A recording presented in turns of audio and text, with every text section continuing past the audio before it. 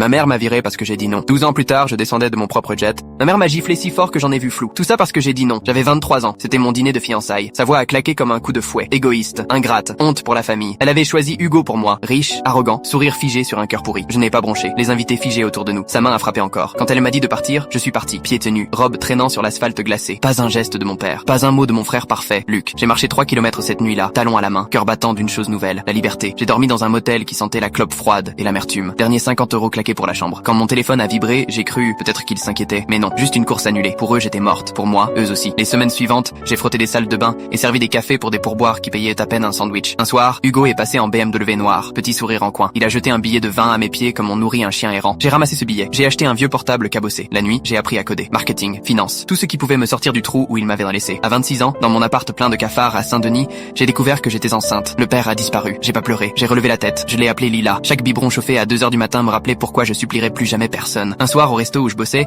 j'ai rencontré Claire, une ingénieure en informatique plus âgée. Elle m'a laissé un gros pourboire et m'a dit « Tes yeux n'appartiennent pas à cet endroit. Montre-moi ce que tu construis. » C'était ma chance. Je l'ai prise. J'ai monté Breeze and Flamme, une boîte de conseils pour les femmes de petites villes comme moi, ignorées, sous-estimées, inarrêtables. Quand Lila a eu 5 ans, Breeze and Flamme valait déjà des millions. 10 ans plus tard, j'achetais des entreprises comme celle du père d'Hugo. 12 ans après cette gifle, je suis descendu de mon jet privé. Escarpin noir, lunettes de soleil, Lila serrant ma main. À l'autre bout du tarmac, mes parents et Hugo, raides, pâles comme des draps. « Maman, c'est eux ?» Lila a demandé. J'ai hoché la tête. Elle a lâché ma main et a trottiné vers ma mère, celle qui m'avait jeté dehors. Mamie, toute douce. Ma mère a blêmi. Sa bouche a tremblé. Pas un mot. Je me suis approché lentement, mes talons résonnaient sur le béton. 2 ans, ma voix était calme. C'est le temps qu'il m'a fallu pour construire une vie qui valait mieux que vous. Mon père a avalé sa salive. Luc a baissé les yeux. Tu devais épouser plus haut, a soufflé ma mère. J'ai souri. C'est ce que j'ai fait. J'ai épousé plus haut que vous. Silence lourd. Pas besoin de crier. Pas besoin de haine. Je me suis tourné vers Lila. On y va? Elle a hoché la tête, ses boucles dansant au soleil, et a couru vers le jet comme si c'était un mardi ordinaire. Cette fois, je ne repartais pas les mains vides. Je repartais avec tout.